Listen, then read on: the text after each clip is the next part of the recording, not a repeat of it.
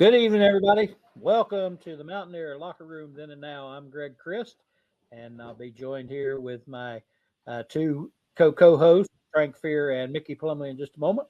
We appreciate everybody tuning in. We apologize for the lateness. We had a soccer game at Darren, or a wrestling match, rather, that Darren's son was participating in, so it got us behind just a little bit. But no fear. You can go back. No, didn't mean that.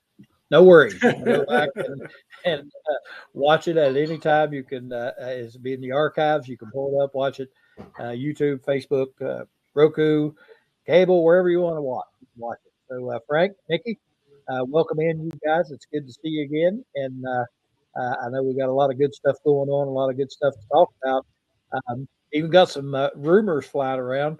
I was in Morgantown yesterday and today, and heard some of those rumors, unsettling rumors about our basketball coach I'm worried about. So maybe we'll talk about that just a little bit as well. But anyway, welcome in, guys. Frank, you doing okay?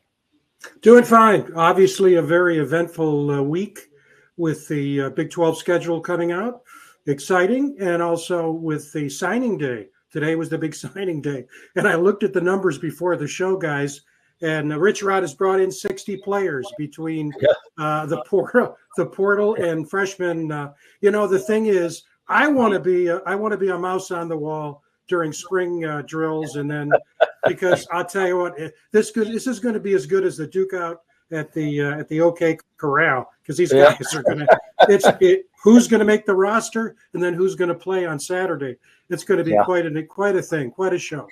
Yep, that I'm sure, with that many players, a lot of people are going to be hitting the door, and you wonder how some of that's going to unfold during that spring practice period, when a lot of them may hit the door just from the work involved. But he's been bringing them in left and right, and I have an older brother who is an avid fan and follows all the recruiting, all the portal information, and he texts me every day with all these players that they've brought in and signed, and I just finally quit even looking at them. There's so many of them you can't keep track of who's coming and who's going. But anyway, it's going to be interesting to watch. Mickey, you're down south, living the dream again, golfing and all that. How you doing? Been doing well, Greg. Been on the road for a couple of weeks. Got a chance to go down to Florida and visit with some of my 69 Peach Bowl teammates, played a little golf. Awesome. And I got to visit with some of my guys I've known for 55 years, since we played in the Peach Bowl in 1969. So I've known them just a little while. Yeah, that's awesome. That's awesome. Our basketball team got back on the right track the other day, and Frank, I know you and I had talked a little bit about it while it was going on. We called it halftime. Looked a lot better, I think, overall. They still struggling a little bit, but they look better than they have the past few games, and hopefully they've got things on the right track. Yeah, losing Tucker for the year is a real issue, but that's no surprise. You talked about it. You predicted, the longer we went into the season. But he'll be back. I mean, we're still not sure what the upper body injury is, but it's going to require surgery. Yes. So he'll be back next year, and he's one hell of a player. And I haven't heard these rumors about the basketball coach. So after why do we got to bring in our guest? Let's keep everybody in suspense until later. Yeah, let's do that. I'm excited about this guest. Frank, I'll let you introduce him. And, I know he signed in '84 with WVU. Well, I graduated college in '84, and had season tickets all the way through his career. And I'm gonna tell you what a fun player to watch. He was, I talked to you the other day about him. We were discussing him a little bit, I think, on last week's show. And one of the things I remember going to the games was first of all, what a hard hitter he was, and the fact that he was always around the football. And you'd see a play and you'd see that jersey going by, and you knew he was there. And it was so much fun to watch, and part of some fantastic teams at WVU. Yeah. The first time I ever heard the name Bo Orlando, I'm one of these guys that always had my nose in sportsbook was he quarterback the Berwick. The Berwick High School team in 1983, I think, would bring Bo on 13-0, and the number one team, right? Wasn't that right, Bo? The number one team in the country, Yes, and Bo was the quarterback, and then came to West Virginia. That was exciting. And I was telling him before the show, we've got film tonight of Bo talking about accepting the invitation, the scholarship offer from West Virginia. And so you see Bo the way he is right now. In a few minutes, you're going to see him the way he was in 1984. Hey, you're still good looking, buddy. Oh, thank you. But a lot more hair and a lot less stuttering and public speaking a little bit better. Yeah. If I could say a few words, and I'll turn it to Greg.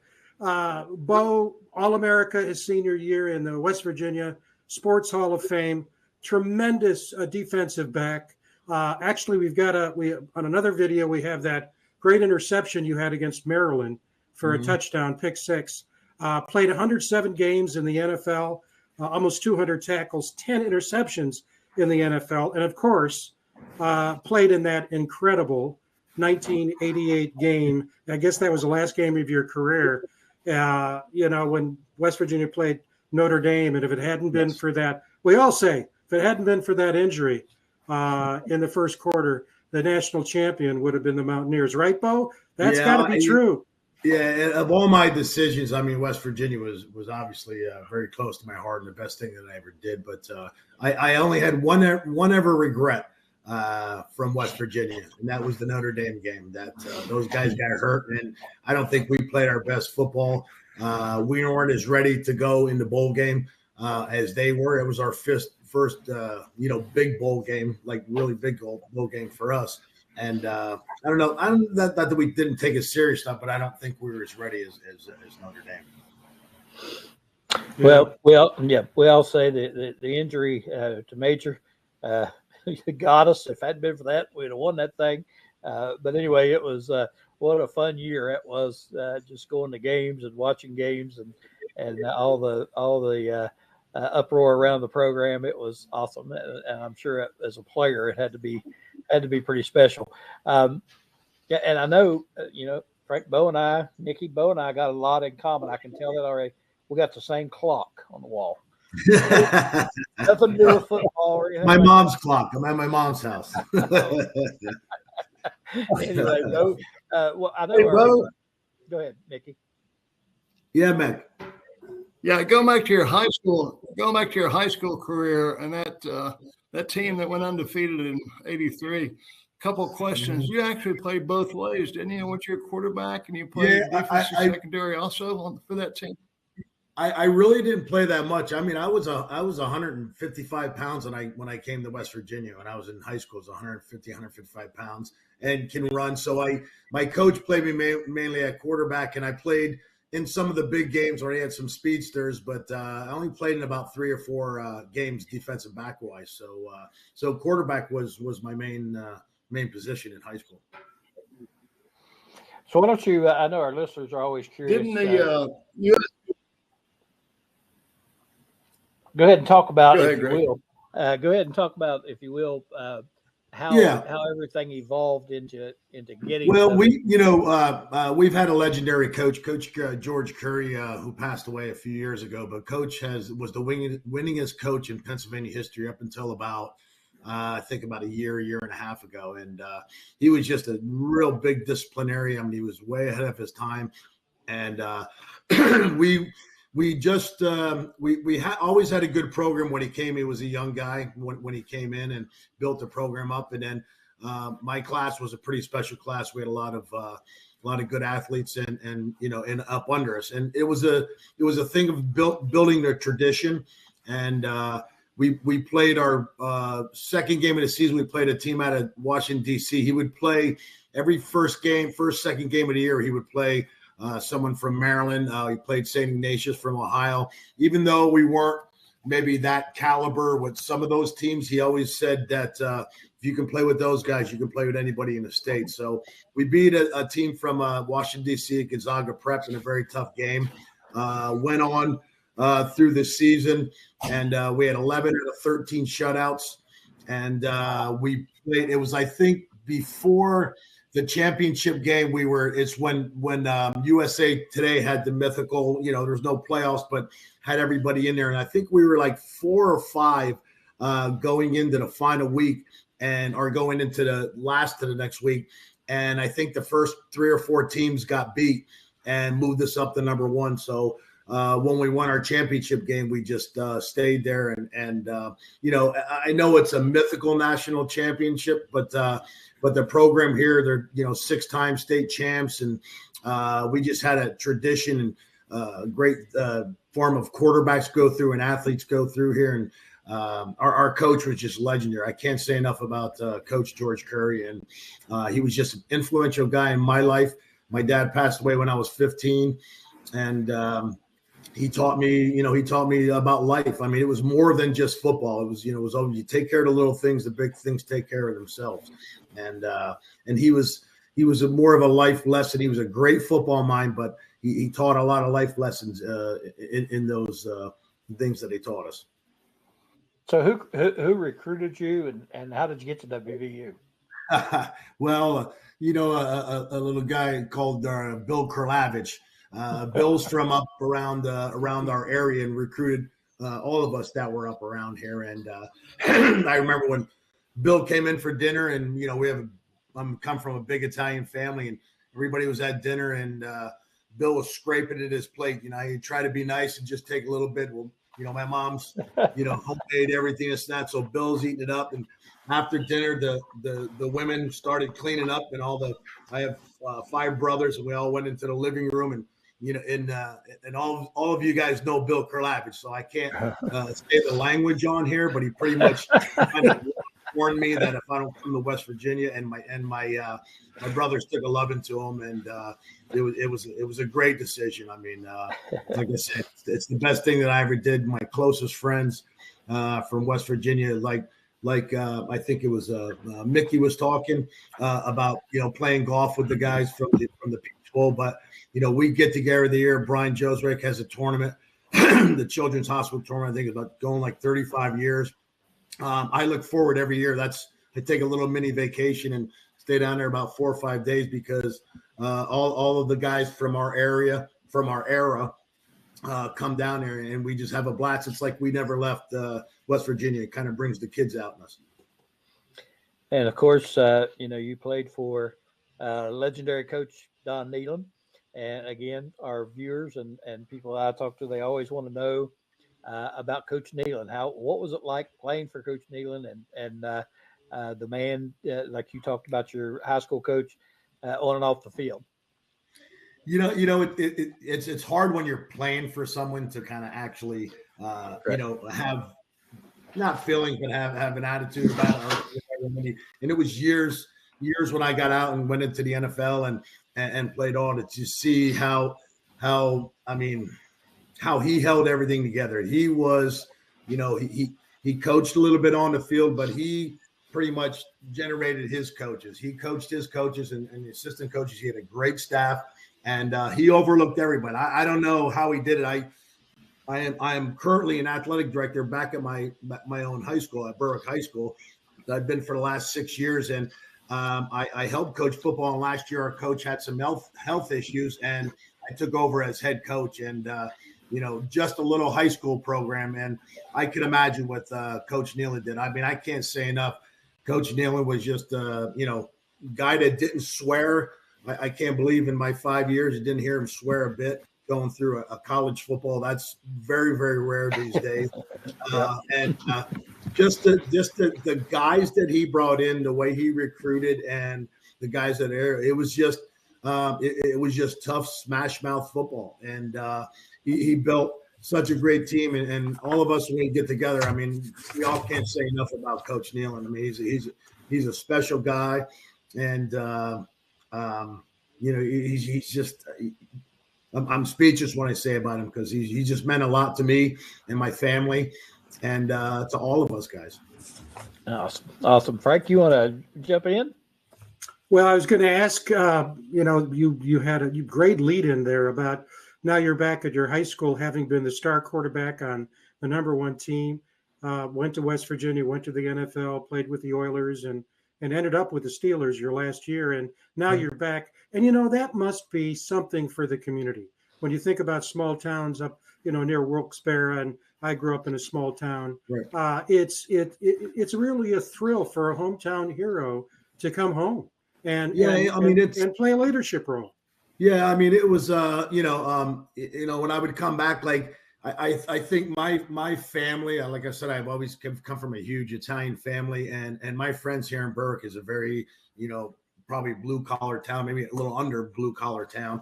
And I never changed who I was, and my family never let me, get a big head or this and that. I'm the same guy as I was when I left when I was 18 years old, just a little bit more mature and the things I do.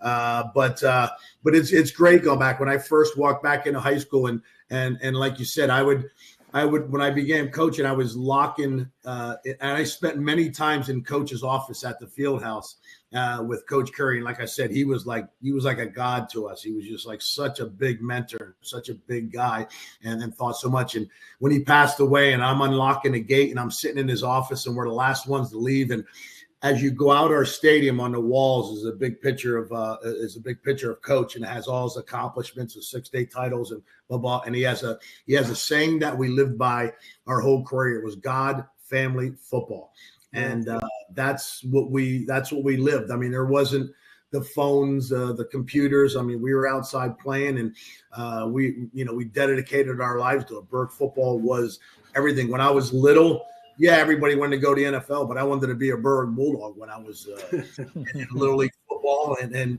growing up and going to watch, some of my brothers and some of the friends that they had, watching them. I thought I couldn't wait to be a Burke Bulldog, and Coach Curry just made it that special. So going out, is his face. And I would get some eerie feelings sometimes, like, I can't believe I'm doing this. Like, I went from, player, and I went to college and NFL, and now I'm back, and I'm kind of like taking a little bit of Coach Curry's thing back. But it's a great feeling, and I love coming back and coaching. And it's wild because we've had some coaches. The very first thing I had to do as an AD is I had to hire a football coach coming out of bat. I didn't have any experience in the athletic. I majored in sports management, but when the job came up, they asked me to go interview. So I interviewed and knew everybody. I got the job, and and I didn't have a lot of experience in it. So just building it. The first thing I have to do is do a football. Hire a football coach where I'm sitting. Every guy I looked across would look like Coach Curry, so I couldn't tell. None of them even minutely measured up to Coach Curry. So it was a very tough decision. But we've went through some coaches, and the program is not what it used to be, but it's coming back. And the reason why is because we have Coach Curry's grandson. CJ Curry is our new coach last year, and the guy has done. I mean, I always said this when I hired CJ, when I told the public, I was like, listen, there's only one George Curry. He's not with us anymore. But CJ, his grandson, has a lot of characteristics. He's down there every day. He comes to the kids' basketball games. He comes to the wrestling matches. He cheers the kids on. He's one of the few coaches in the other sports that come and watch their kids play in the other sports. And, the kids are buying in. He's young. And is he not that he makes mistakes or nothing's you don't go right in and be, the top-notch coach. He's coached junior high, and he's coached a bit before, but he showed me a lot last year. I mean, he grew up a lot of maturity last year, and he's balls to the wall right now. I mean, that week or two after that season, we had 20, 25 kids in a weight room just pounding out, and they just can't wait to field this off season. So I'm glad we're on the right track. We got a Curry in there, and my legacy. I have 4 more years to go till I retire. I have to put 10 in for my retiree, and hopefully we go out with a bang with CJ, and getting a little back of tradition. That's fantastic. Hey, Greg, this might be a good time also, Darren, to go to the film, to go to that video, and so the people can see the spectrum over the years of Bo's accomplishments. So why don't we do that? And while Darren's putting that up, I was thinking, you have what, 6 brothers and sisters in the family? Yeah, 6 brothers and sisters. Yes. And you had Kurlavich for dinner? That must have been that's a war for the pasta. So, yeah, Whoa. so imagine that. Yeah, I when we get off air, I can tell you a little bit more explicit. Today, incidentally, the country's top high school football seniors officially commit to the college they've chosen. A number of area players did get full scholarships and will be playing Division I football next year. Two of the most sought-after players in the area were Berwick's Joe Orlando and Andy Mills. And today they told me they had finally made up their minds. Orlando, quarterback and defensive back, visited places like Ohio State and Pittsburgh, but decided on West Virginia. Well, it was like a sort of a town, you know, like a college town. And I'm used to living like in a small town, so I figured, you know, it had everything I wanted. It had the opportunity to play in the secondary, which I like to play in the secondary in college. And I feel the best opportunity to play at that college. That's why I chose it. It was no surprise that Berwick's kids received so much attention. They were, after all, named in one national poll as the #1 high school team in America. Still, one traditional area recruiter stayed away. The biggest schools were in here, you know, except Penn State. You know, I don't know what their thinking is, but, you know, who might have questioned Penn State and their staff? They do a great job down there. Celebrating 125 years of Mountaineer football.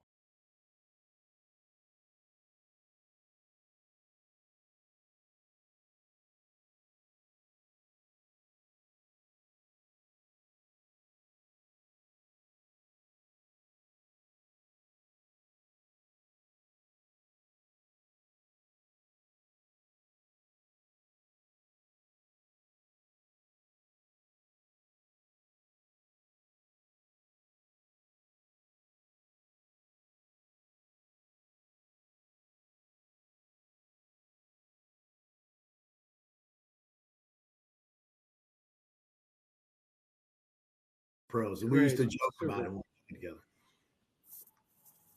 Those are all the coaches too. Yep.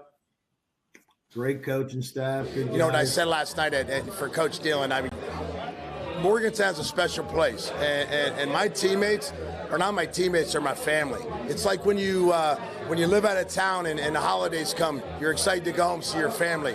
Every time I get invited back, and not so much invited back, and I can get back to see these guys, it's like we never left. You know, I see them sometimes. Some of the guys I see once a year, and it's like we never left, and they're my brothers. You know what I mean? And the feeling like that you can't explain. I just Timmy Agee came in this year, and it's just you know, like I said, it's family. You know? So on that family aspect, I guess the kind of father figure of this family, Don Nealon. I know he was there last night. There was kind of supposed to be a roast, but it turned into a celebration. You can't roast Don because there's nothing bad to say about him, right? You know, and I got up and said he's probably the only Division I coach that never swore. You know, darn it. You know, yeah, what he built here, not so much. The best ever, the best in the GOAT safety. Timmy Agee. What he's built here, not so much the new stadium, the great teams that we did, but he built character and guys. I mean, we came in young kids, and he made men out of us. And a lot of us today still talk to him, and he's a mentor. He's all of those: a father, a mentor, a coach. He just built. You know, he's a big part of West Virginia University football. When you hear football, I mean, Don Nealon is the pinnacle, and he's like our godfather, you know what I mean? And we still look up to him, and he's just an even nicer guy off the field than what he did. And how are you going to go up? You're going to tell some stories that we got away with, but you had to keep him clean because, you know what I mean? But he's just, like I said, Don, and he's the Don. You know, he is the Don.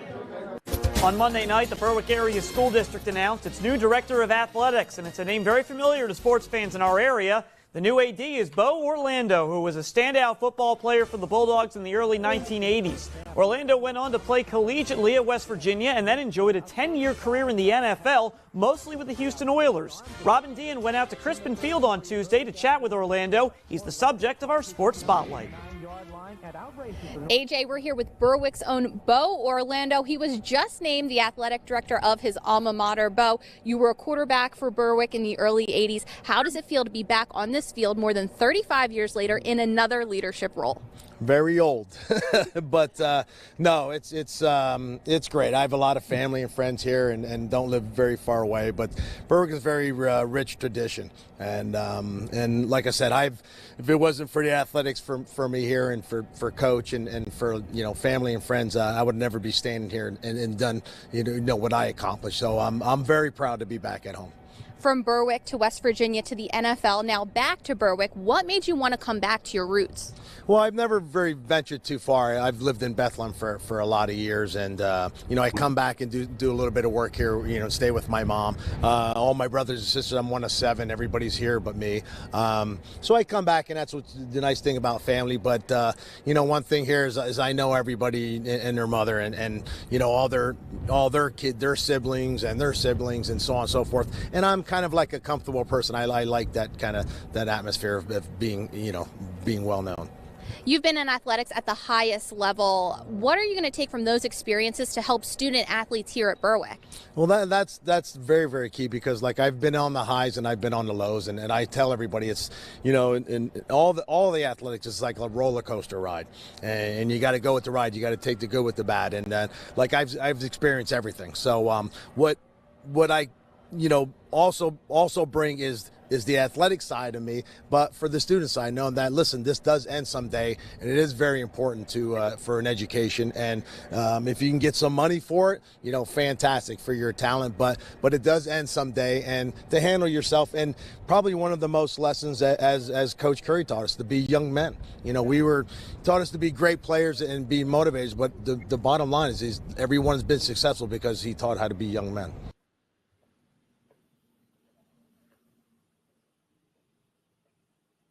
Fantastic. Wow. I believe, Bo, you need to, Frank, you guys can chime in on this. Maybe look at a broadcasting career. What a great voice. A little different when I was younger, though. A little ums and a little,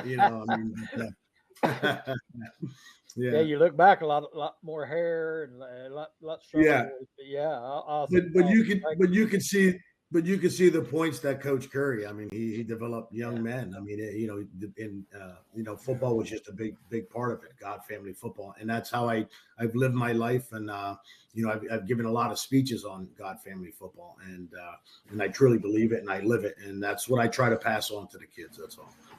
Beautiful. Awesome. Good stuff. I know, a lot of people look back at your playing time, and at 1988 season was one that obviously stands out and everybody is interested in. Give us your thoughts and memories about that special year.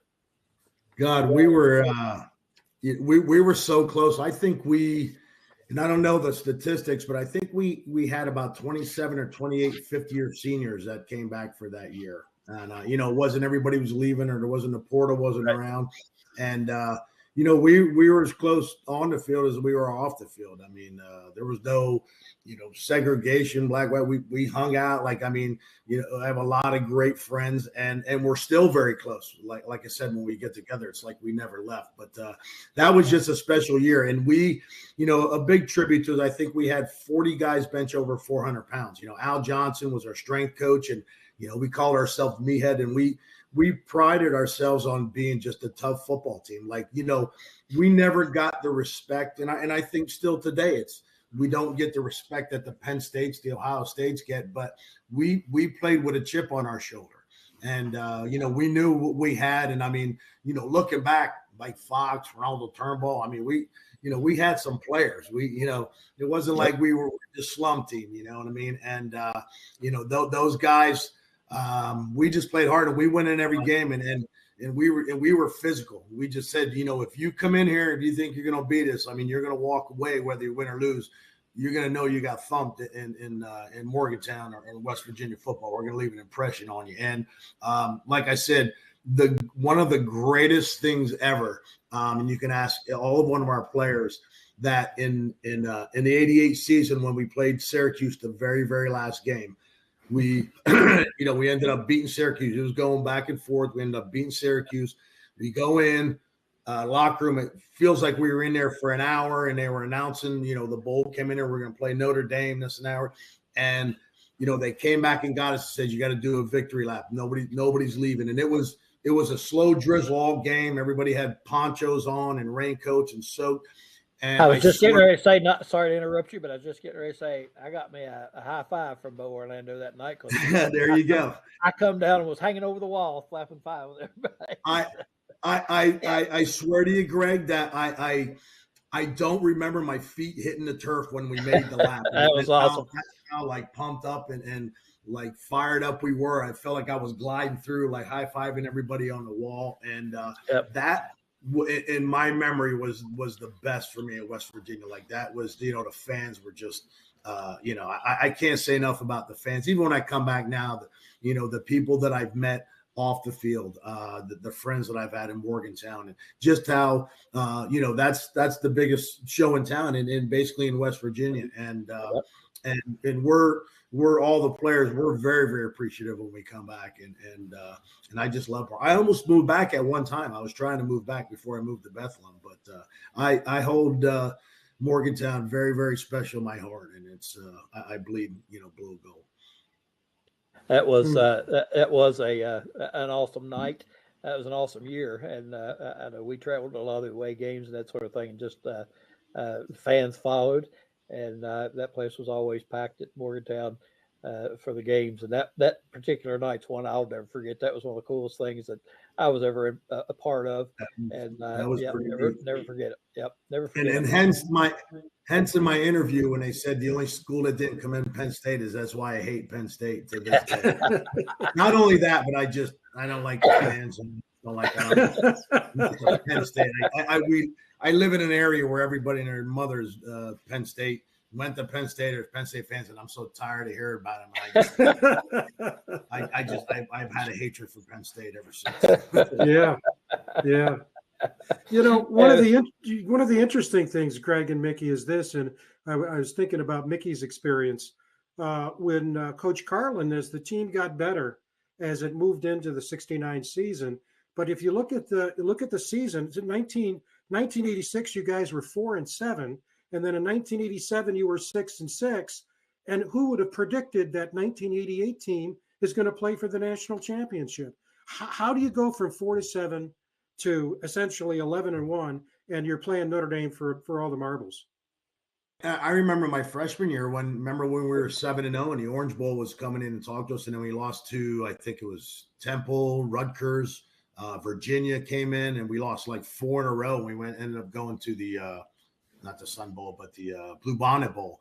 I mean, we had great teams. It was just, you had to play at that caliber. And I think all of us as being fifth-year seniors, as leaders, and you go by as your seniors, we were very, very, like I said, we were very close on and off the field. And I think that was something when we were there in the summer, pounding the weights and running and everything, saying that, we're not giving up this time. We're going for the gold. I mean, this is our last shot. And I just think it was great team leadership, 28 guys. I mean, it was a season that, I'll never forget, guys that I'll never forget. And like I said, my hair stands on my arms as I talk about it, because like Greg said, the memories were just being undefeated. Just imagine how crazy and loyal West Virginia fans are, and then you go in 11-0. I mean, it's unbelievable. It's an unbelievable film. We were like royalty walking around West Virginia for a while there, and there's no better feeling than going undefeated in Morgantown. That was the best. And I know halfway through the season, a lot of similarities there. Go ahead, Mickey. Go ahead, Greg. That's all right. Didn't mean to step on there. Got a little latency. I was just thinking about the similarities between, as Frank mentioned, there between Bo's team and the team I had the honor of playing on. Our first year under Jim Carlin, we went 3-5-2, and then the second year, of course, freshmen weren't eligible back then. So our junior year, we went 7-3, and then our senior year, we went 10-1. I share that hatred of the Nittany Lions with you, Bo, because they're the only team that beat us our senior year. They went on to they won the national championship that year. They went undefeated in 1968 and 1969. Nittany Lions went 22-0. So and they beat us by they shut us out our senior year. Our junior year in Morgantown, they came into town in Morgantown. They beat us 21-14. But boy, did they have a team that year. They had Franco Harris and Lydell Mitchell in the backfield. Had Ted Qualick playing tight end for them. Steve Smear and Mike Reed at the defensive tackles. They just had a heck of a team. But that feeling that you're talking about, I share that with you, you know, the feeling of the fans and kind of paying back the state for the faith that they had in you. Unfortunately, we dropped one. We didn't get a chance to play for national championship. And as with you in the Syracuse game, Syracuse was our last game of the year too. And we needed to beat them to get a major bowl bid. Back then, in the late 60s, there were only 8 major bowls. You know, it wasn't like there is today. I think there's 35 or 6, you know, this season. So we had to win the Syracuse game to prove ourselves, and we were behind 10-3 at halftime. Ended up winning that game 13-10, thanks to a fellow by the name of Jim Braxton. I'm sure you're familiar with his legacy with the Buffalo Bills after he played for Mountaineers. But that feeling that you have as a player, the connection you make with the fans, you know, even in the successful times, they're with you also when times aren't so good. You know, I mean, they were with us in 67 and 68 just as much. But boy, when you pull off a big winning record like that, it really helps tremendously. Let me ask you, you guys, did you sing Country Roads at the end of your games, or had that tradition started when you were playing in the late 80s? When they started that, but we sang you know, the fight song in the locker room.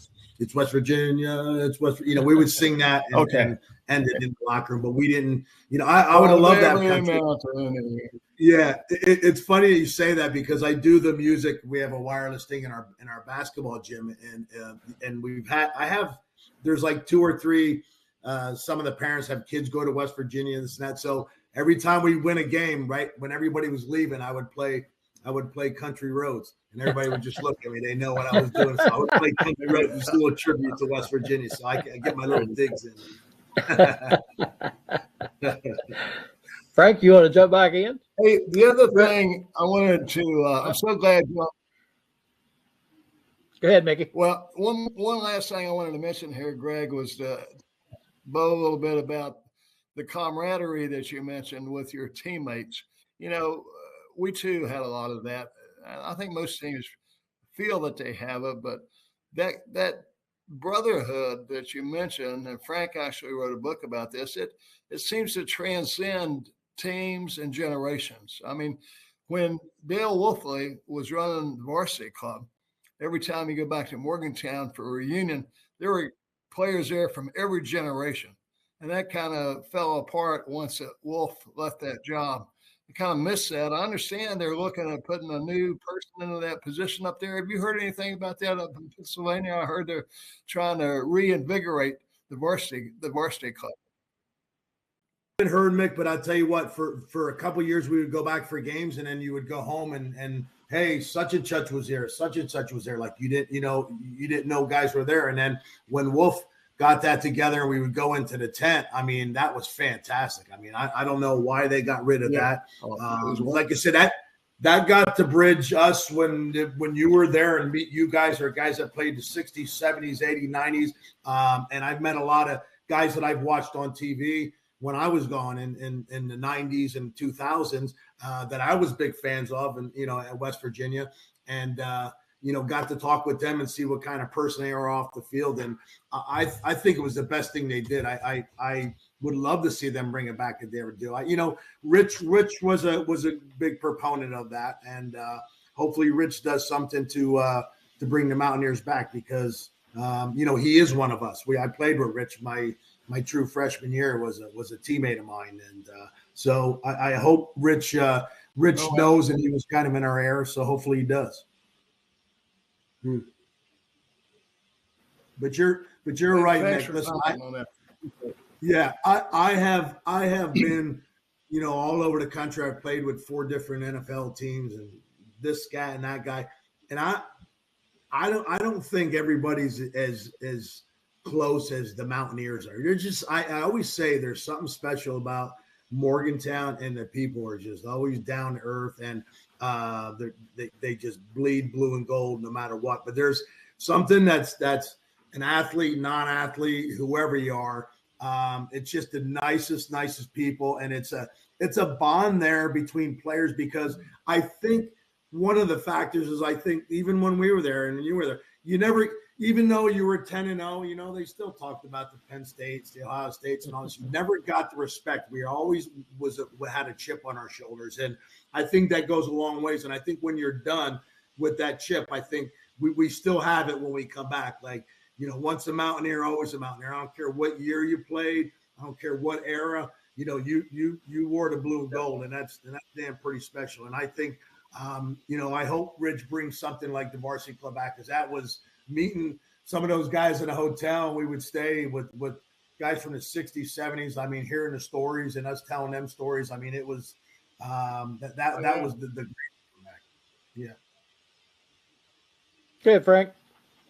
Well, I was going to say, I called up the other day to renew my. Go ahead. Well, what I was going to say, Greg, and you and Mickey and I have talked about this over and over again. For people who didn't know Bo or haven't had a chance to see him up close like they're doing tonight, again, it's just one of the themes of this show, and that's why we call it Then and Now, is to really feature the guys that built that foundation of Mountaineer football. And what we're finding, Bo, is that no matter who we talk to, no matter what era, the only conclusion you can come to is that these are great guys. You'd want them as a neighbor, a brother, a father, a friend, a boss, that they've been successful on the football field, but they've been successful in life too. You mentioned Timmy Agee. We had him on a couple months ago, and he was out in LA. A lot of people don't know Timmy is in Hollywood and has had a film career. And he was remote by one of his properties. He's also doing property management and development out there. And, it's just, as an alum, it's just we're proud that guys like you played at Morgantown, chose to come to West Virginia, and that you're in the family and we're part of that family. The other week, because my daughter lives in Pasadena and with the fires, and I called Tim, and he was down on the beach, and he's doing a big apartment complex. He owns a couple apartments, and he's doing a couple houses, townhouses he's selling. So we have a little bit in common there. But I was, I reached out to him if my daughter needed somewhere to stay, and kind of reaching out to a friend. But I think it all circles back, and like the one thing that you said, like all of us, even Mickey and myself, like.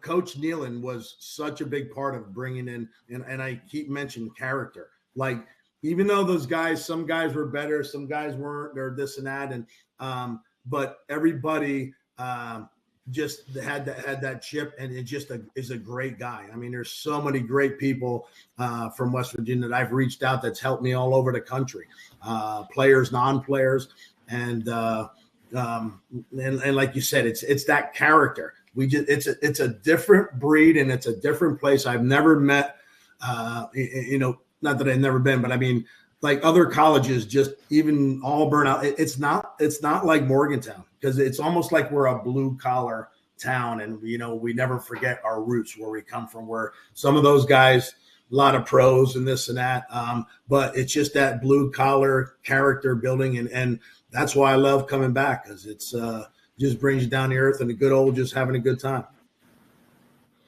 Absolutely. Amen. As we draw close to time, Mickey, I'm gonna throw it back to you if you have anything else you'd like to discuss with Bo before we sign off for the night. You going to be up in Morgantown for the spring game, or we'll see you up there this fall? Any? It's a little tough because, like I said, I coach football in the fall, so I try to make a little later game when my season's over. I try to get up to a football game. sometimes a basketball game. Spring game's a little tough because I have my spring sports going on. But like I said, I come in every year for about 4 or 5 days. I take a little mini vacation and stay out with my buddy Terry Kramer out at the lake for Joe's Reacts tournament. I think that's been a big thing for us, the golf tournament, and just hanging out for 3-4 days on a boat. I mean, to me, that's a vacation for me, being with my family. And so I'll try to come out in the spring game because of Rich. I really, I know we didn't talk much about Rich, but my feeling about that is that we're not the Penn States or Texas that with the money flowing with the NIL. So you need somebody, a kind of coach to kind of get after them. And those guys are going to play with a chip on their shoulders, whether we have high dollar players or not. You're going to go out there and give it your all and then some. And that's all I'm looking for. I mean, I don't expect to be number one in the nation and playing for a national championship. It would be nice, but we just want to go see some hard-nosed football and guys just laying it out.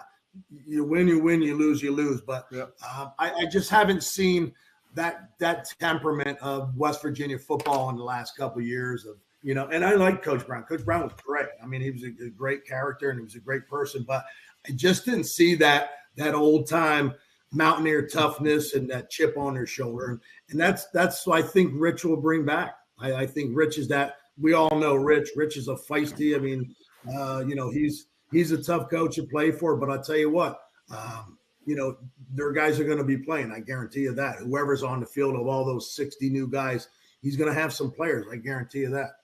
Mm-hmm. Well, Bo, before we let you go, we'd like to get your thoughts. We try to ask most people this that have been involved in programs and still pay attention. Get your thoughts on where you think college football is headed. What do you think is going to happen with all this NIL, transfer portal, realignments, et cetera, et cetera, et cetera? We kind of got what we thought was some good news last week about the way the NIL works and how West Virginia is in a pretty good position, financially to be on a level playing field with a lot of the other programs. What's your thoughts about where it's all headed? Yeah, I mean, you're going to have like bitter thoughts from Mickey and myself that build those programs and we didn't get any money. And I don't, it doesn't really matter to me. And I just think sometimes these kids, for getting paid, maybe the times are different. They all should get paid. I think they should all get paid equally. If you're a scholarship, you should get X amount of money. And I think the NCAA kind of dropped the ball and just let it go. Just let it get fictitious numbers. I mean, kids making millions of dollars in colleges is ridiculous. And the worst part of it all, guys, I think, is the portal. Going every year, I don't know how you coach college football. Look at the great. There's, I was just inducted in the Pennsylvania Hall of Fame, and the coach for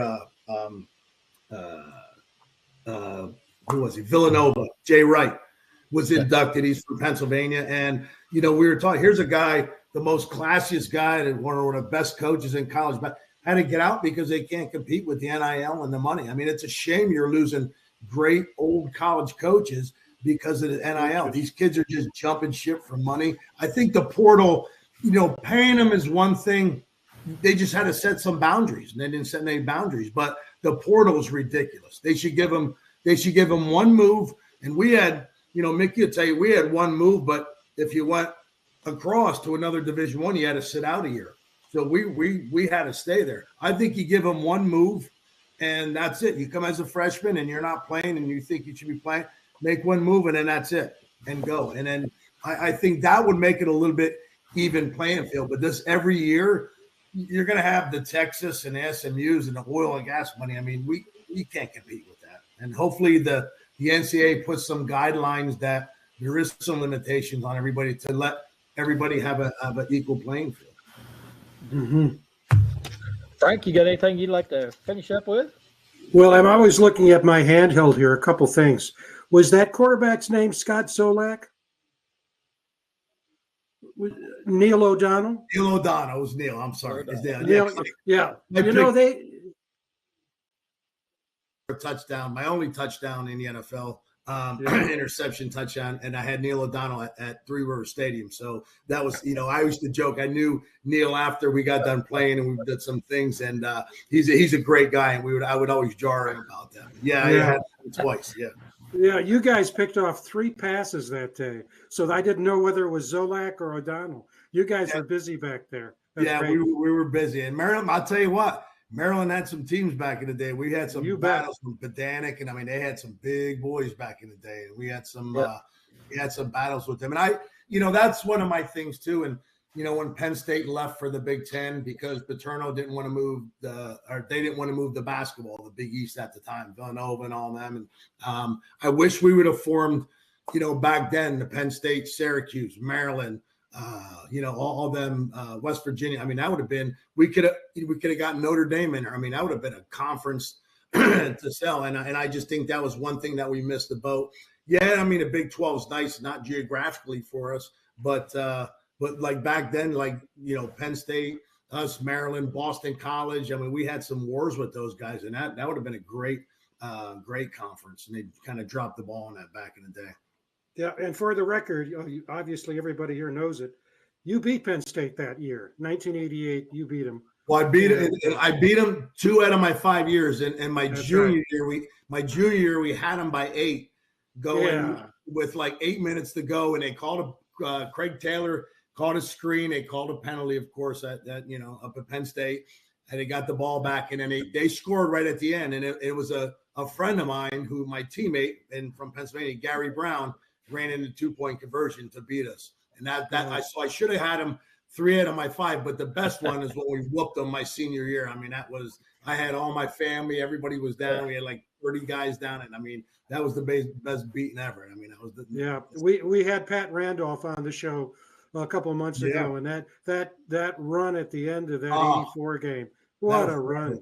That'll forever be. That's when they show Penn State, West Virginia, Pat Randolph. That run is legendary. Very good.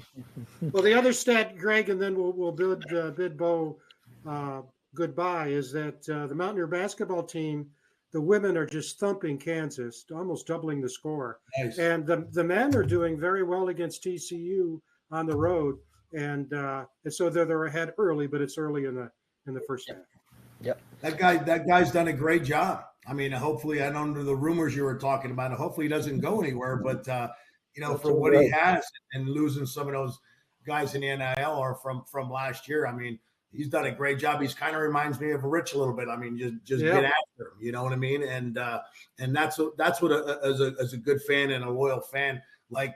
Everybody wants to win. Absolutely. Everybody wants to win the national championship. But if you don't, you want to go down swinging. And I think that's the way these guys are right now. I mean, they're just playing. They're playing tough and beat Kansas in Kansas. I mean, that's the guy's doing a phenomenal job. Yeah. Yep. They're competitive. I think that's what we all want. We just want a competitive team out there that has a chance. Absolutely. Bo, listen, it's been a real honor and a pleasure to have you on. Big fan. I've watched intently when you played, and when I heard your name pop up on our guest list, I was really excited about getting you on. And it's been great to hear your thoughts and about your career and everything. It's been a ton of fun for us. Well, I thank you guys as well. As like I said, I lighten up every time I do anything from West Virginia or do some radio shows or anything. I mean, to get to talk about the old days and you were there, we were there, and Mickey and Frank. I mean, anytime I get to talk about West Virginia, I kind of brighten up a little bit, and I can sit here all day and talk. And it was definitely my pleasure talking to you guys, and thank you for having me. All right. We appreciate you, and we'll get you back on here for sure in the future. And we'll be keeping an eye on you and seeing how things are going in your current position. We'll keep an eye on that as well. So, again, thanks so much. And I know the viewers will enjoy this. We appreciate you taking some time to spend with us. Thank you. Anytime. All right. Thanks, guys. It was a pleasure. Right. See you, Mick. Thanks, see you, Mick. Hey, Greg, I've taken my high blood, actually 2 high blood pressure pill. So what's this rumor you're talking All right. about? This is what I heard yesterday, and I heard again this morning from some locals in Morgantown that I know. And that is, Tucker DeVries is from Iowa, of course, and there's the belief that Iowa's head coach is retiring. He's already announced it, and we had heard through the grapevine that he would be the top candidate for the job, and a lot of people are afraid that he's going to go and take all those great recruits he's already gotten with him. So, man, I hate to bring everybody down on the show, but make it worthwhile. Yep, just rumors. Can't confirm anything. So hopefully those are just rumors. And I don't know if I believe it or not. He seems like a pretty loyal guy, and I would hate to think that he would jump in for a year and hit the road after that. I would, that'd be tough. But anyway, we'll keep our fingers crossed. Yeah, well, he's a great coach and he's marketable. Yeah. I mean, that's today's, like you said, the athletes and all, but you can't give them, you know what I mean? That's today's market. It's a little bit different than we were there, Mick, playing. I mean, and it is what it is. So you just got to do something to keep them. Somebody's got to, do something to keep them. Money talks. You know what I mean? So. That's right. Yep. That's something. All right, guys, I'm signing off. I will see you. I appreciate you guys. All right. Take care. Right. Thank you guys. See you. Appreciate you both. Take it easy, man. And I know, Frank, I don't know if you still have the basketball game up. I switched off. I'm watching the UPike, University of Pikeville. They're playing over in Bluefield, Virginia. So I'll get it back up. Yep, I'm trying to keep up with them. And but they're a half hour earlier start, so they'll be finished here, and I'll be able to finish out the West Virginia game. But I know those. You hear all kinds of rumors, and I hope that's just that. Because to embellish that, Greg, I heard down here. Well, I was down in Florida this week. Actually, there was rumors as far south as there, and to embellish it a little bit, they said that's the reason why his son did not come back. So that he'd have one more year of eligibility left, and he could go with him wherever he goes and play one more year with his dad. Hope that's not true. Hope not.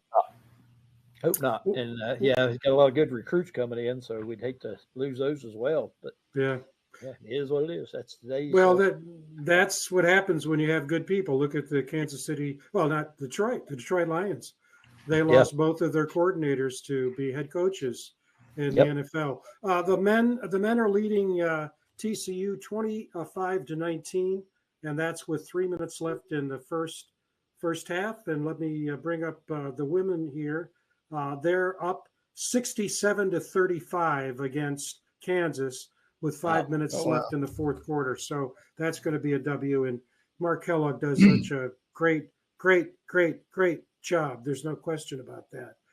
Sure does. We're just going to have to keep our fingers crossed. It would be a real loss to have DeVries leave, no question. Because he's exactly what people don't realize. I keep on telling people, organizations are organizations. It doesn't make any difference if it's athletic or not. And how difficult it is to go to do a pirouette after the situation we had with Coach Huggins and then Josh Eilert for a year to basically to pirouette that and bring in a new coach and then have such great success beating Kansas on the road, as Bo said, and two other top 10 teams, and still winning after you lose at the time your top scorer. It's tough, but you can't control these things. So, That's right. Like Bo said, we got to do something to keep him. And somebody will need to step up. So, great. A lot of times it's not money, it's not always money. I'm sorry to interrupt. Go ahead. No, I was going to say before we leave tonight, we went to we have a short piece to run on the great work that Ty Bullock is doing down in Charleston, and we'll talk a bit about his products after that, and then we can talk about next week's guest, and then we'll bid everyone a night. And as you said, we really appreciate people sticking with us, given the fact that we had a late start.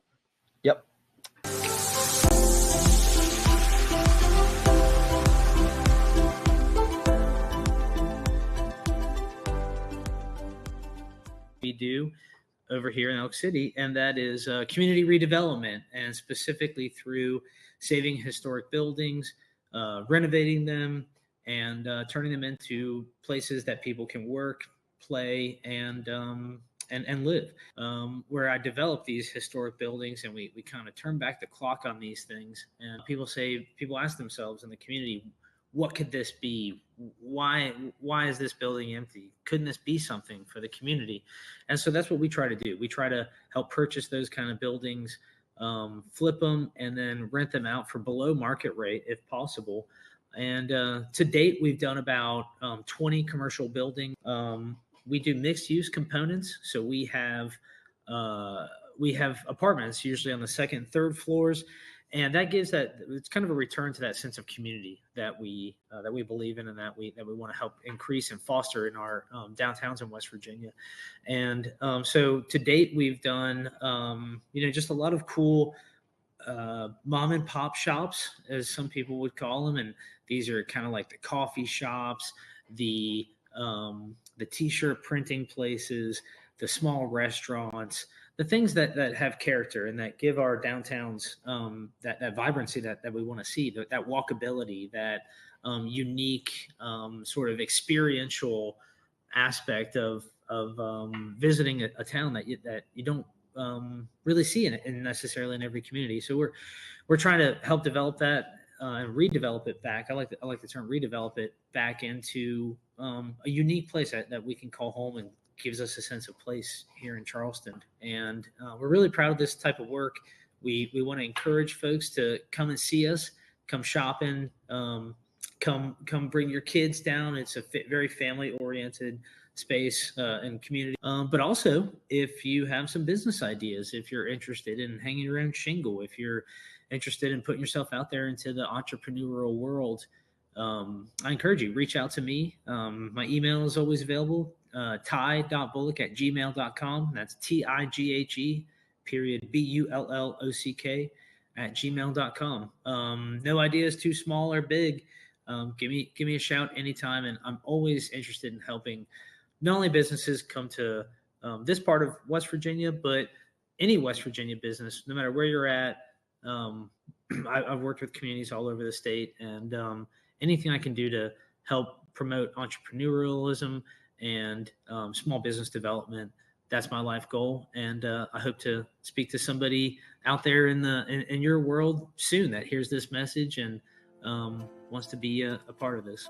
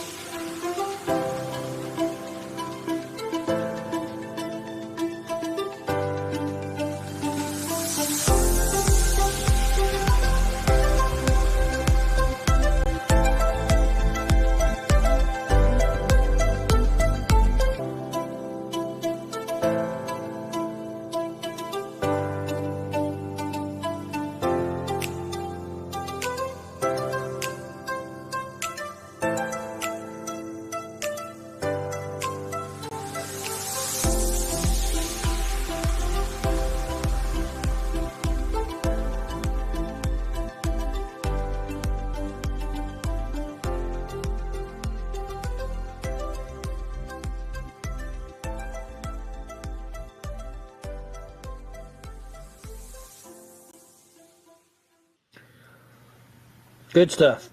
Ty does a lot of great things in the communities, and glad to have him aboard.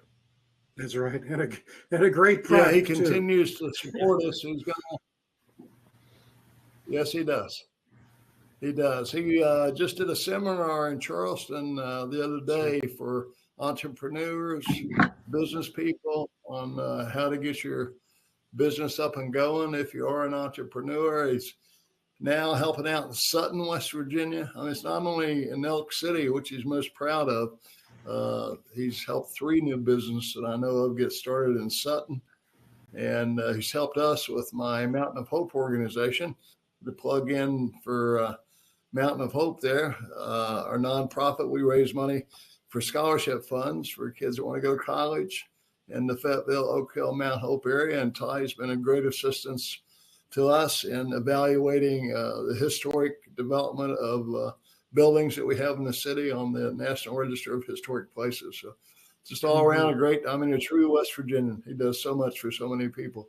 Great guy, and glad to talk to him the other day, and he's signing up to support us in 2025 again. Thank you, Ty. That's appreciate Ty. Thank you very much. Frank, you want to tell us a little bit about next week's show before we get off here? We run out of time again. Sure. Before we go, we want to apologize one more time for getting a late start, but it'll start on time every time it's replayed. Yeah, Darren, if you could put the boogie on for next week's guest is the great Boogie Allen. Now we're going to move from the late from the mid to the late 80s, which we did today with Bo, and we go from Bo to Boogie. Boogie was a great defensive back, played from 2006 to 2009. So he can talk about Rich Rod, who was there. Of course, he played in that. We don't want we try to remove it from our mindset, that 2007 game against Pitt that caused another opportunity to play for a national championship. But he played in 44 games and played on some great teams, not only for Rich Rod, but also for Bill Stewart. And so we're looking forward to having Boogie with us. And because of scheduling, next week's show will be on the Voice of College Football only, not on the New River Network. And so we'll look forward to being back with Darren on New River in 2 weeks. And then let me just say a word about that. As we said earlier, guys, today was the signing day, and with 60 players. And when we contacted through the good graces of Mark Parsons to talk with Keenan Cummings, who's the managing director of WVSports.com and also Rivals, he said, guys, give me some time to assimilate all this and make sense of it. And so he's going to be with us the week after Boogie. So February 19th, we're going to have really one of the best guys who analyzes not only the portal, but incoming players, and we'll analyze everything about the roster that as it stands in the middle of February. And it'll be settled down. So we're looking forward to Boogie on the 12th, and then Keenan Cummings on the 19th. Yep. That'll be fun and informative. I know a lot of people are interested. They want to see it, and I know a lot of people are excited because Rich is there and rolled them in and made no secret about his plan there to get these people in and find players. And one of his comments was, "I'll find players," and so that's what he's doing. I know a lot of people are excited about that. Mickey, any final thoughts before we head out? No, just looking forward to spring season, spring practice getting started here pretty soon, and we'll have lots to talk about in that regard up through the end of April. And looking forward, actually, I'm going to go up for the spring game, culminating the spring practice. So looking forward to that. I did re-up my membership in the varsity club, and the young man I talked to told me they're no longer going to have a student running that they have created a position in the Mountaineer fundraising division for a varsity club director, and are in the final interviews. And as Bo mentioned, that came about, that's a suggestion of Rich Rod. So he's putting a lot of emphasis on bringing back the continuity of then and now, as we refer to it on the show.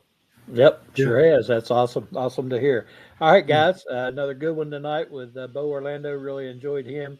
Looking forward to next week with Boogie Allen. We appreciate everyone for tuning in to the Mountaineer Locker Room then and now. We look forward to seeing you next week on the show. Thanks for tuning in, and we'll see you next week. Good night, everybody.